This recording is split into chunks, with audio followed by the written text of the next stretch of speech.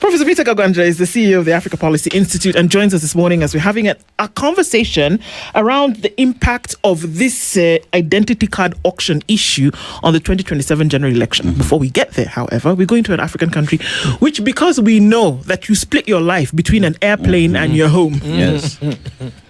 We know you must have been to this country. Yes. But Dennis will share today's proverb. Now, this country has 80 islands. 80 islands within it. For it to be called like an archipelago. Yes. The capital is Bissau, where the country is Guinea-Bissau. Now, Prof, you know Kenya has hippos. Yes. And they're predominantly found in fresh water. Yes. Right? But in Guinea-Bissau, it's different. Theirs, I enjoy salt water. So perhaps when you visit, tourist attraction, hippos that swim in salt water. I went there water. to meet one of their leaders. I told you. Yeah, but I love Amilcar Cabral.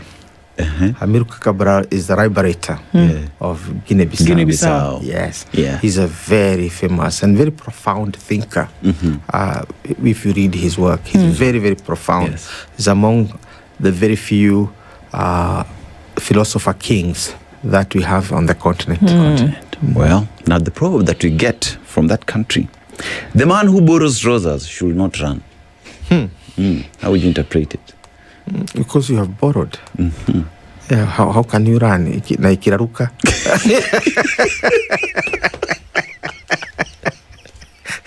It's a danger. How do you get it back? How do you get it back? Yeah. It's not, and in that case, it's not yours. Yeah. So you have to behave in it. Yeah. For the sake of the owner. Yeah, you behave well. Naikiraruka. Yeah. Well said, well interpreted. Okay. Behave in someone else's trousers. You behave well. Yeah. Somebody else's trousers. You don't do that. You don't have time. Yeah. But my childhood friend, Ruben, had relatives in Nairobi. I didn't have from our rural setting. But we were very close friends. So whenever we got a new trouser, we exchanged. He was Anglican and I was Catholic. And the Catholic church was at 11. The Anglican church was at 9. So we had time to exchange. And so he would go for service. But the problem was, Ruben would follow me to my church to see how I'm behaving in his pants. so you're reminding me of my childhood days. Because then he'd come so close to me and tell me, "Don't sit on there. It's dusty. Or dust it before you sit, so that I don't spoil his pants." Yeah. So I don't know whether that's the meaning or the Guinea-Bissau, the Guineans had in this. You've got to behave well with other people's pants. Indeed. Like if you are a leader of Kenya, you have to behave very well because Kenya is not yours. Yeah. I think that's the point. Yeah. Right. Behave very well. Very well. Because Kenya is not yours. You're operating in borrowed time. Yep. I wonder if the folks who then are, allowing others to buy IDs are then watching over their shoulder to ensure that they are operating properly with these documents that they've given them. Now, yesterday would not be the first day that we were greeted with the news of an identification document that has been sold to other individuals for a song. We, of course, heard earlier that the leader of the RSF had a Kenyan passport, and this was flagged by none other than the US and their security big boys. And we then heard the story of another Zimbabwean who had a Kenyan passport. Interestingly enough, his name shows up in the newspaper today. Having to do with the aviation infrastructure. So Kenyan identification is flying all over the place. And nobody said anything about it. But now, yesterday, and then the pictures are flying all over the place as well, of an ID, which we know is linked to how you can vote in this country. So the jury's out on what could the issue be here. And it's the number of ID cards that are being sold for 15,000 shillings. This is the number that we're told. Yes. Significant enough to sway any movement in a direction where people should be worried, or is one enough? Let's put this debate in a broader context. I guess that's why you called me here. And from the outset, say that the debate we are having verges on what you can call assault on our sovereignty as a nation. That's serious. Yes, it is that serious. It reminds me of a friend of mine, Stephen Ellis, a British scholar, who talked about the criminalization of the state. And it becomes a little bit, perilous when you now begin to talk about a criminal state, because we talk about criminal citizens, and that we have built jails for those kind of criminals. What do you do with a criminal state? When the state is criminalized by some of its citizens, what do you do with that? And that, therefore, brings in the question of instability and the question of insecurity, because citizens are likely to react in a certain way to some of these. So I guess today's debate should be, that, proverbial writings on the wall, that this should stop. Because it is not only criminal, it is also an assault on our sovereignty. It is something you go to war for. Because it's our sovereignty. Yeah. It is. Yeah, it is. And as Kenyan leaders, I think we need to be cognizant of the fact that we sit on a very special thing. I was having this conversation with the newly appointed diplomats, and I was telling them about the uniqueness of Kenya as a country. And therefore, when we start behaving like 2027 is the first and the last election, and then violate every rule in the game, violate everything that makes us, then you begin to see how dangerous it can be. I told the class that we are the only country on the African continent which is on the vortex of all linguistic groups. The Nilotes, the Nilotic speaking people are here. The Maasai, the Karenjin, the Luo, the Turkana, they're all here. We have the Cushitic speaking people, the Borana in their diversity, and the Somalis, they're here with us. We have Bantu speaking people, right? You mentioned them, Gema people, the Ruya people, the Mijikenda people, the Taita and the Tavetas. We are all here. And there's no other country where you find that kind of a mix. You don't. You don't get that kind of a mix anywhere. And therefore, we need to behave. Now, what is happening from where I see it is that the stakes in 2027 elections are so high, demographically speaking, that some of our elite have decided that they want to really play around with these fault lines. I think it's a very dangerous game. And it is a game of numbers, I must say. It's a game of numbers. And as a country now, we are witnessing a situation where we have entered and are playing a very dangerous game of numbers. Obviously, the problem starts with President William Ruto. He is not able to win the hearts and minds of those who elected him in 2022. The people who put him in power, in their diversity, he's not able to win their hearts and minds. And therefore, we cannot go back to the Hasra narrative or any other narrative that targets the hearts and minds of the voter or voting Kenyan. Instead, we go for this now game of numbers to counter those that elected you by having other numbers. And this has been a serious roller coaster for us as a country.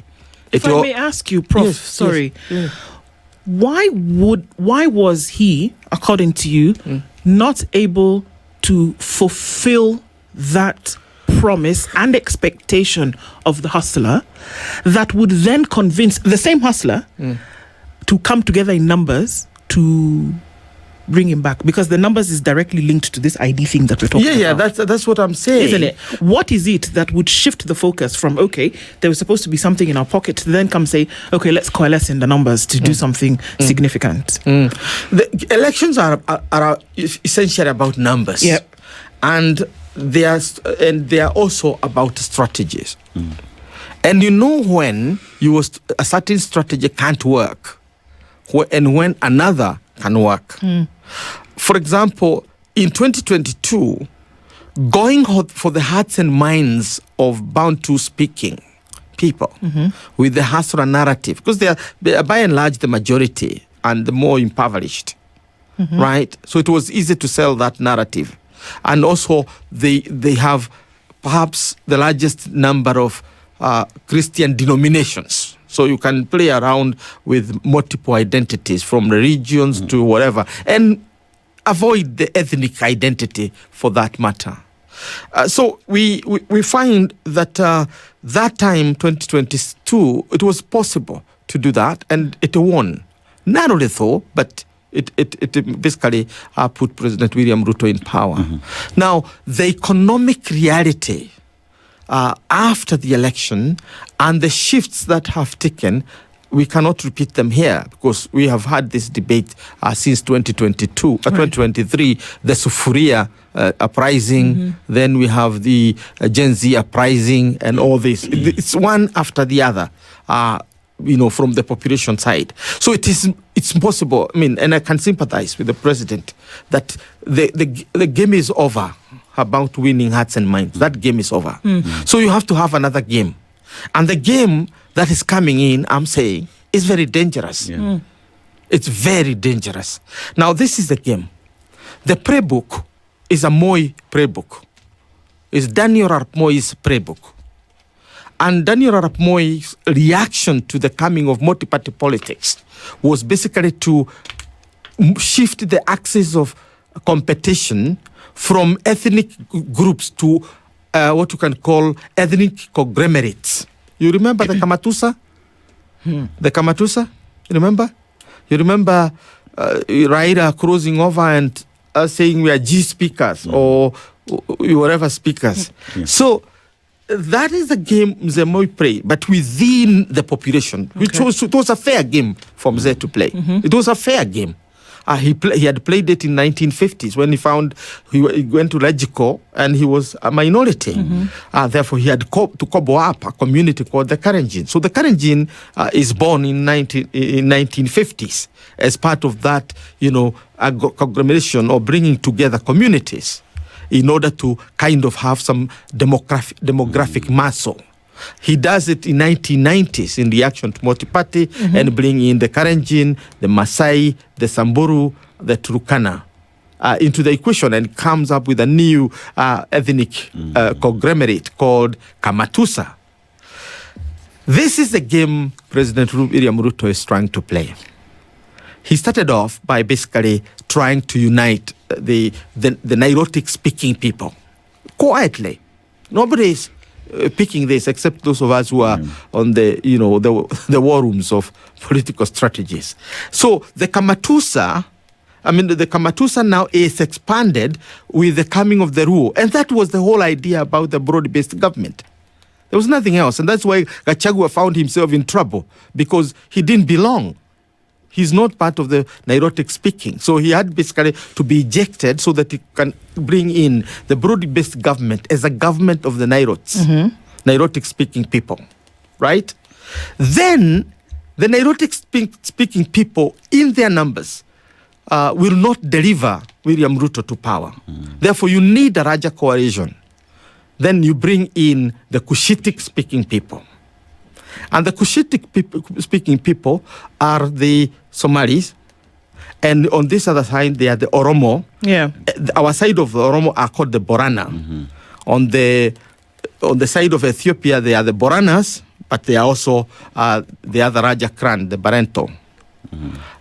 So the idea is now to use that population to bring in. But when you look at it, it is also not enough. The Boranas are about 300,000, right? Or thereabout.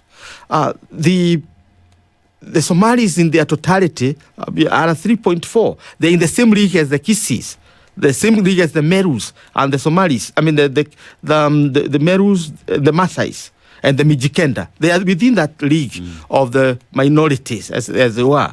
So they can't help you fill the bag. So this is where you have had this bravado kind of speeches that we are overproducing, we have 4 wives, we have this. You are kind of in a just a mood of justifying the growth of numbers. This is basically what you are preparing Kenyans for, that we are coming. Of course, we know human beings, the gestation period of a human species is 9 months. 9 months. And the survival rate is very low for human beings. That's why we have this sophisticated medical intervention to ensure that you don't die before 5 years. Because human beings largely, pass on by 5 years because we have so many things, biological, and we have the weakest, things. So, in other words, you cannot justify population growth by birth. It's a stupid argument, but you make it. But the political import of it is that you want to say that in the next election, we will have extraordinary numbers that you have to understand is because we give birth. To me, that is what you're being prepared for. So this ID card business is all about increasing the numbers of our Somali population in Kenya because it is not enough. So what is the strategy? You want to get a chunk of the 19.5 million Somalis, because that's the total population of Somalia. Right. If you bring every Somali who has been born, anybody who says I'm a son or a daughter of Somalia, the founder of the Somali community, then you are totaling to 19 people inside Somalia, and you are talking about 2 million in the diaspora, because the others are citizens of either Ethiopia, Djibouti, or Kenya. So the Abdallahs are ours. They are more patriotic, perhaps, than many of us. The Abduak are there in all, the Duare people, they are there. So these are our people. So they can vote, and they need their rights to be protected. The problem is when you now reach out to the kith and kin across the borders and give them identity cards in order to beef your numbers in Kenya. In other words, you have begun to have a concept of political mercenaries. The concept of mercenaries has been limited to military. Now we are beginning to get in, political mercenaries who come to fight, because politics is war by other means. Prof, what you've just painted is a sad picture where we find ourselves as a country today. Because even when we see political mercenaries doing everything to ensure that they win the election, one cardinal rule remains. Where is the sanctity of the vote, of the election, when outsiders, when aliens participate in an election that determines sovereignty and the rule of law in the country? Because at the end of the day, you might be declared president, but illegally so, because people who voted for you are illegals. That is where the problem is, because it is no longer, and it's not helpful, even for the Somali community. It is not helpful, because we do know for sure. I mean, we have the statistics from 1962 when they voted in the referendum. I don't think there is a community where there is more data in terms of demographics than northern Kenya. Reason being, we started off with a problem of a referendum, a population that wanted to vote to belong to another country, right? And these are in the archives, Kenya National Archive, Kew Gardens in London. This population is there. So you can now project the growth.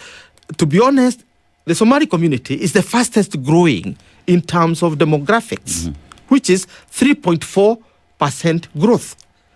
But 3% growth over of a population that is small within the league of the Kisses and so on, they will grow at the same rate. So there is no time that you'll have, more Somalis than, out of that league. That's the nature, because we all live in a country called Kenya where we are sharing the same medical facilities, we're going to the same schools, we are living in the same neighborhoods, we are breathing the same air. So there is no reason, there is no justification why one can grow faster than the others. Yes, you argue the Kikuyus will only have 2 children. Who told you so? These joints you find in very deep rural area where they say the buy and lodging. What are people doing there? Yeah. In every dingy village you go to, deep in the middle of nowhere, there is something called buy and rest. And lodging. Exactly. It's written buy and lodging. So I think what we can argue is that the Somali people, the pastoral people, are more open. They say we have 4 wives, but the others who have even 6 wives that they are not talking about it. Yeah. There's what that man also says, danger. The one Akuku danger. Akuku danger. Yeah. Had outnumbered all of us, So you cannot make that kind of an argument for the purpose of the increase of the population. And therefore, the risk here becomes that when the population is ballooned in a manner that the public cannot understand the logic, and you don't buy Duale's argument that you have overproduced on the bed front, then what happens? You begin to get xenophobia. Yeah. Why do you want to bring xenophobia to our Somalis? Really? So what we are saying here is that it's beyond the registration of folk who may not be Kenyans, first of all. Yes. With identification, and maybe they're paying for it with a song, right? But beyond that, what you're doing is that you're creating a wedge between people who would have ordinarily come together over a particular issue. But does it take away if it's possible to use the words, the rightness or wrongness of this entire process, whereby these things are out in the open? Is there a problem? The sentiments have been shared. Interestingly enough, we've been inundated with these messages between yesterday and today, where there are folks who are asking from their place where, Kenya's not a bad place. I kind of like it. I like the way you do things. So can I not have an ID? They genuinely believe that they can have an ID because they like the country. And Kenyans are saying, sorry, folks, but that's not how it works. Either you are a citizen of this nation by birth, by natural attrition, by marriage, or by, you've lived here for some time. So we say, okay, well, you've been here, so let's pony up an ID. Those are the circumstances under which you can be a Kenyan. But for you to come and say, well, I have 15,000 shillings, can I get an ID? It's a bit far off the mark. I had a very interesting conversation on the plane as I was coming from Addis Ababa with a fellow Kenyan who is a Canadian by origin. And as we were having this conversation, it was very interesting because he's married in the Rift Valley. And this fellow citizen is originally a Canadian. He still carries a Canadian passport because as a Kenyan, you have dual citizenship. And I began to think about how generous we have become as a country in terms of citizenship since 2010, when we enacted the new constitution. Yes. We have become extremely generous, which is good.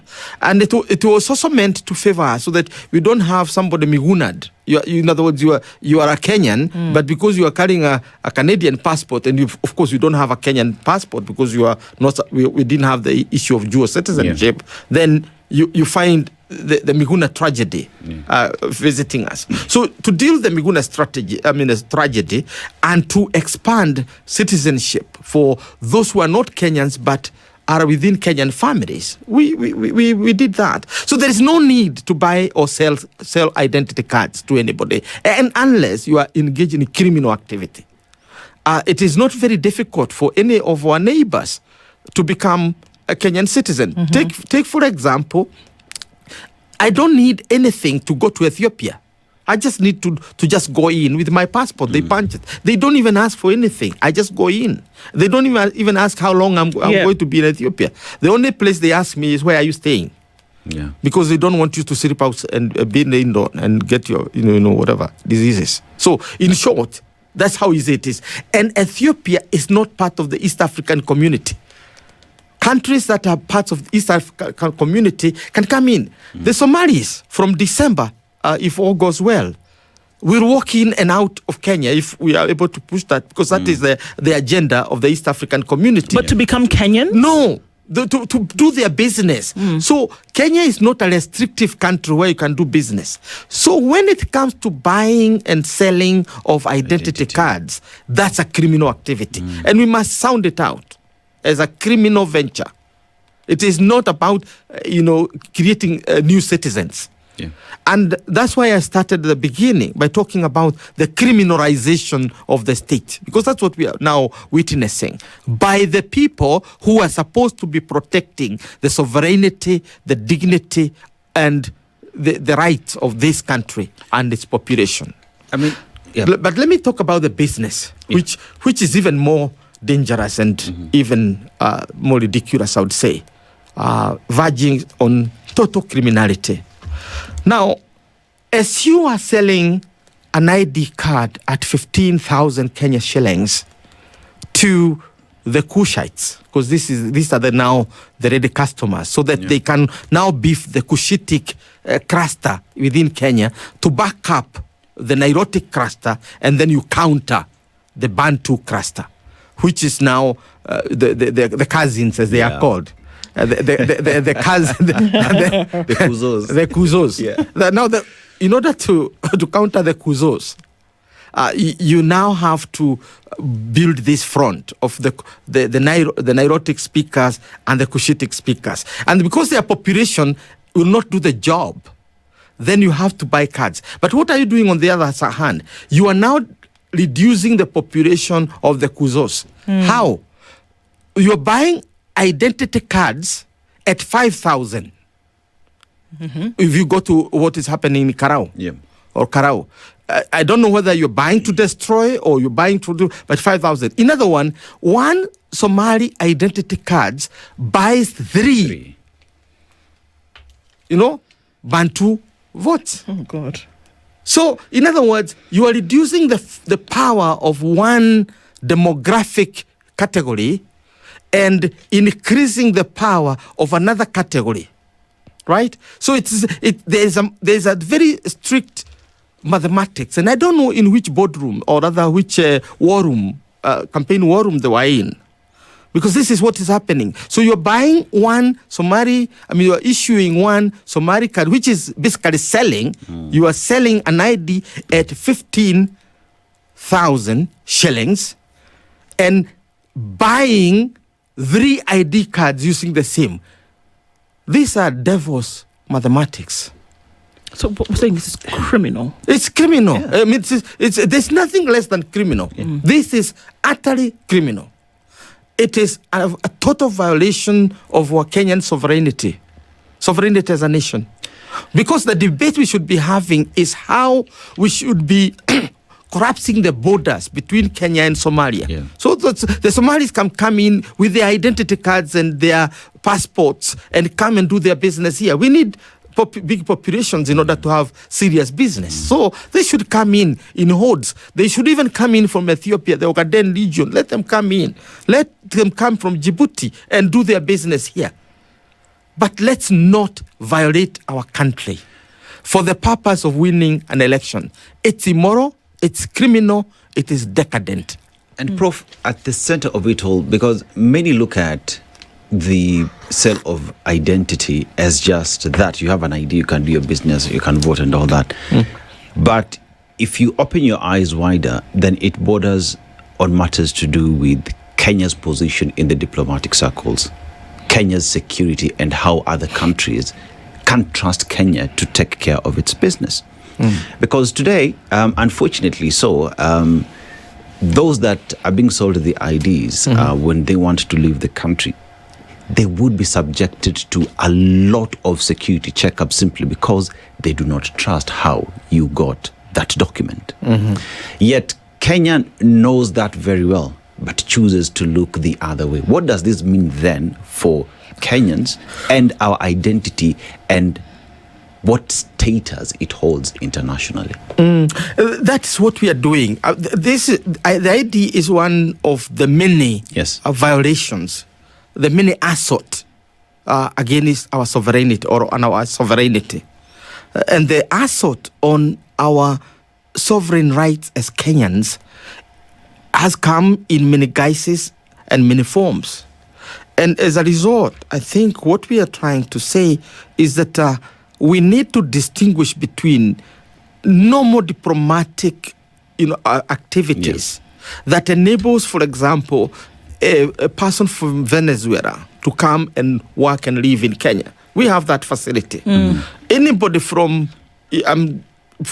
Australia, wherever, you can come and do your business. We have that channel. And it's also a source of our income as a country. When we sell, the workers permits and all that kind of thing. It's part of the income. But it is also the place where we kind of guard our sovereignty. The military, KDF, will have the hard power and go to the borders and prevent. That's how we defend our sovereignty using the military. But the sovereignty has also to be defended using soft power. And the soft power is the implementation of the law as it is. So when there is even a report on somebody selling or buying identity cards, it's criminal. Now, our people from northern Kenya have complained continuously. I was with my friend who is in Addis Ababa, who is a Kenyan doing his business there in Addis Ababa, and he's a Borana from the Kenyan side, and he's a leader, public leader in this country in a serious way. And he tells me, we have been complaining about the interviews about this. But is it discrimination? No. It is how we find ourselves as a country. I don't know whether you have heard this story about our diplomatic breaches with wars with Tanzania under Magufuli. Part of the reason why we had that diplomatic fight was because of who we are. Because the opposition leader there, who was challenging Magufuli, was a Maasai. And as a Maasai, he pays tribute to the late Orentimama and comes to Suswa for the Maasai ceremonies, because for the Maasai, their land stretches from where the Saburus are, perhaps where the Turkana, to all the way up beyond Gorogoro and down. That's their country. So these boundaries that were chiseled by the British in the Barring Conference don't make sense to them. Their cows graze. I mean, I belong to one of the Maasai clans, the Orengotieks. And they are here in Kajiado. They are there across in Arusha, majority. And when they are going for feasts, ceremonies, palios, whatever, they don't even recognize that border at all. They're the same people. So if you want to know who is a Kenyan Maasai and who is a Kenyan, a Tanzanian Maasai, how do you do about that? Take the Kuria, for example. The Kuria, their majority are in Tanzania. We have just a small population of the Kurias. Remember, in this country, we have, at one point, no long time ago, after 2002, we had a deputy president here, a vice president that time, as a Kenyan, and his brother is the minister, is a prime minister in Uganda. Same mother, same father. And we lived with that. So we are not chauvinistic. We know how to live. We are civilized. But we're saying criminality and civilization don't live side by side. So how do you divorce yourself from the fact that this happening a year before a general election, where you've already established that the secret obviously now is in the numbers, because whatever you've promised to people before is unachievable, at least not now. So you have to garner the numbers. Yes. How do you divorce what's happening with the buying and selling auction of IDs at the moment, because we don't even know the numbers that we're talking about. We can't clarify at this point whether it's 3 or 4 or 3,000. How do you divorce that, the criminality aspect, from the elections? Can they be two different things that are happening? No, the moment unattached to each other? Remember, our election is very clear. You go with an ID. With an ID, you register as a voter. So that is the avenue that is being used by this criminalization process. Because as soon as you give somebody an ID, that's it. But if it is a passport, if you go to Nyayo House and buy a passport, it's not a guarantee that you'll vote. So the primary document that turns you into a citizen and therefore the right to vote is that. Our passport doesn't allow. I voted for President Thabo Mbeki in South Africa in 2004. And I voted because in their law, if you have a green barcode, that is have a green barcode, and a green barcode is a special permit that you have, then you can vote. That's how liberal South Africans were, because that was meant for the whites. But us as blacks, whites who are migrating from Lithuania, from wherever, in those days of apartheid, you could go and vote, right? Now, they have not managed to remove it and basically go back to a system where you limit people from voting because they are not citizens. So as a Kenyan working in South Africa and living in South Africa, and I had a green barcode, I was allowed to vote. So I queued and voted for Mbeki. I did not vote because somebody, I bought the green barcode or did whatever. It was by law, because it is the way, if you've spent 2 years, you have a property there, they allow you to do that. Now, in Kenya, we are not there yet. Yes. So you cannot use a passport to vote. So the primary document that is behind this criminalization of our state, the assault on our sovereignty, and the abuse of our dignity as a people, is the ID. Why? Because our electoral law only recognizes the ID. Yes. So the criminality is revolving around the ID. I do know, long before President William Ruto's government came to power, when we had the power-sharing government, that's when the criminality of selling passports began. And efforts to broke that line has been difficult. And what has that meant? Countries where we just walked in, Italy, Germany, Britain. In Britain, you just go in and out because we have families that are Kenyans that are living in Britain, and we have British families that are living in Kenya. Therefore, we didn't have to have IDs. Or other passports. In order to go to, visas. Sorry. Yeah, visas. Visas in order to go to Britain. Now, we do have. And it's even strict because it has to be issued, I think, from South Africa, if I'm not wrong. And so you have to wait for a long time and all that. Even when you are on transit in the UK, they still require you to have a visa. Why? Because they have to protect their sovereignty. It's not that they want to restrict Kenyans. They want to protect their sovereignty by making it strict. Right? The same case, the Somalia. If you're moving from here to Somalia today, it is the most difficult visa to get. Now, because Somalia also wanted to protect its own ground from criminals and from people who are going to do funny business. They want to know who is going there. But right?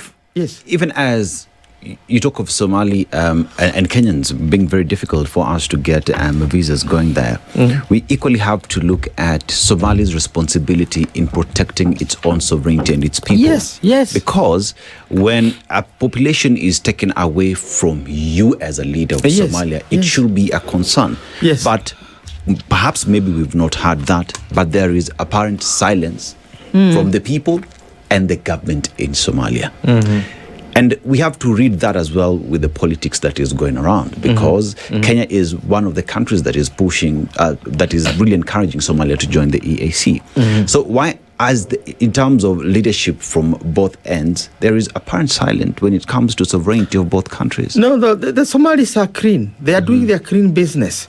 It is our Kenyan elite who are doing it. And it is not for every Somalian. Yeah. I can tell you, I can swear every cow in my barn that the Marehans are not among the people who... Marehans is a major subclan of the Ogaden.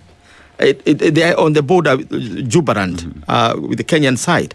But they are not largely on this other side because the British restricted them for their own reason to the Somali side. And they are also hostile to the Somalis on the Kenyan side. So they have their own historic differences.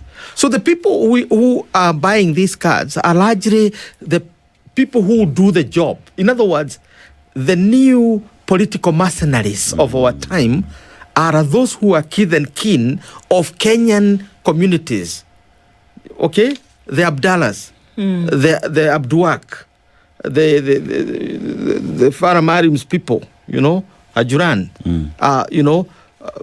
Macabre, and so on. All these groups are the ones that are possibly able. And I'm not very serious whether we have Degodias from the other side who are the Hawiyas who might be buying these ID cards. But also, remember they are here on passports and working permits or business permits, many of them. Okay. So what you are finding is now efforts to issue identity cards. Most of those people are not there in Somalia. So they are already here doing business. Okay. And that's why I'm saying and warning that we are now at peace. We are encouraging investors to come from Somalia and elsewhere. Let us not get into the trap where Kenyan population begin to become xenophobic, like what we are seeing in South Africa. We've never had xenophobia in Kenya. We welcomed refugees from all parts of the continent. So what I hear you asking for is a separation of what this possible argument could be. Yes. This is not Kenyans saying that you don't want people of other groups or from other countries in Kenya. Yeah. What you're saying is that there's a process that has been prescribed for you to get documentation of Kenyan citizenship should you desire to do so, but you have to go through the hoops. And we are not addressing foreigners. We are addressing ourselves. But I'm personally not concerned with the Somalis because they have no role in issuing identity cards. There you go. They would want to be Kenyan citizen. Who would not want to be an American? I mean, everybody anywhere in the world at a certain stage, I know before Trump, wanted to be an American. And you could pay anything to be American, right? We wanted to be Europeans. That's the whole idea of the Mediterranean boats that are sinking, because we want to have the Schengen citizenship and so on. So Kenyan citizenship is prime. Who should answer this question? Because there's a director of immigration. There's an entire immigration department under the Ministry of National Security and Internal Administration. That happens. Yeah, we are reminding them. Who should be having a conversation here to maybe, lay aside fear or any kind of anxiety or uncomfortability and say, okay, they have maybe a few bad eggs that rolled into the thing, but who should be answering the question and putting Kenyans' minds at ease at this moment? I think the people in the intelligence, the people in the military who are dying in the protection of this country should tell them that we are doing our job to keep the Al-Shabaabs out, to keep other criminals out.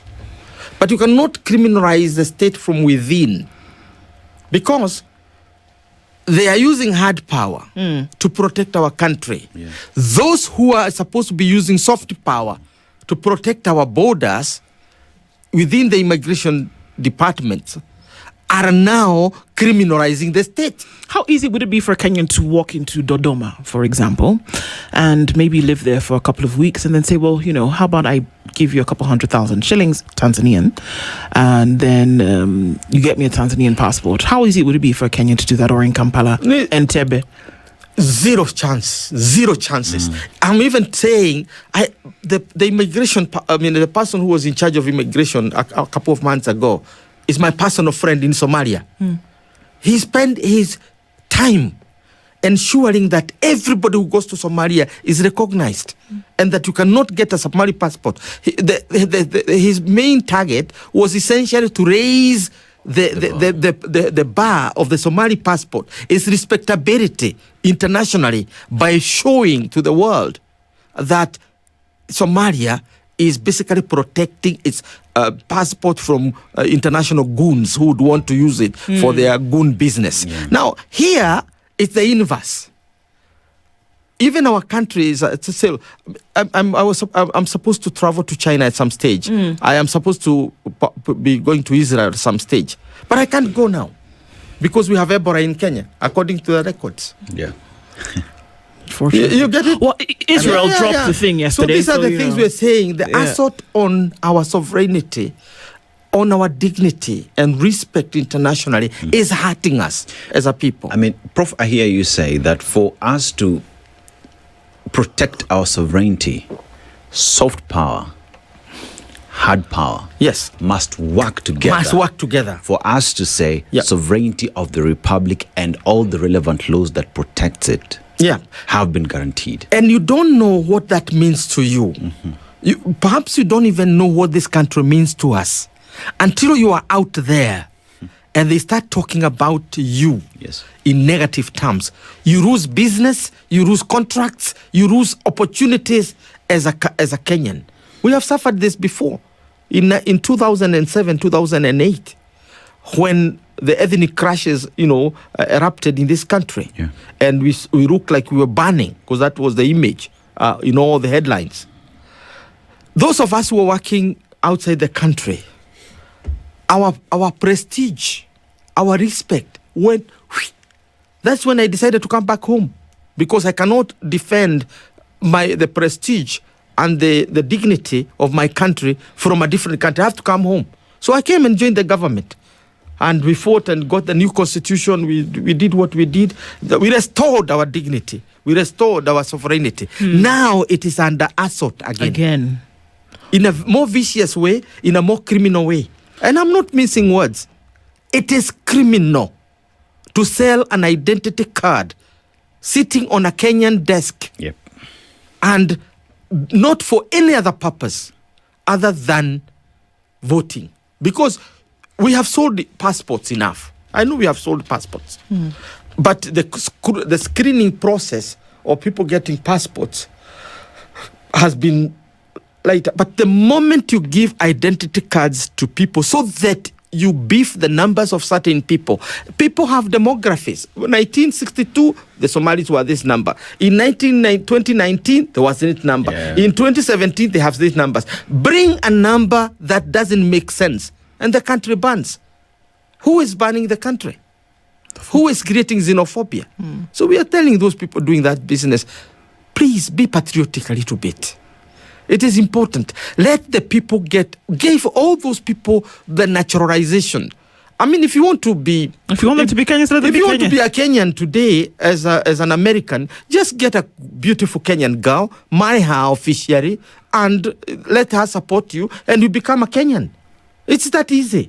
If that's what you really want. Yes, if that is what you want to be a Kenyan. Don't corrupt our system. Don't criminalize our state. Don't undermine the sovereignty and the rights of our people. It's not right. And we can end on that one. You don't even have to water it down anymore. Professor Peter Kagwanja, thank you. Thank you. For being open, for having this conversation with us this morning. These are the things that we're dealing with. We must speak about them. We must keep them out in the open. Asante sana. Good morning. This is the Situation Room, the only way to start your day.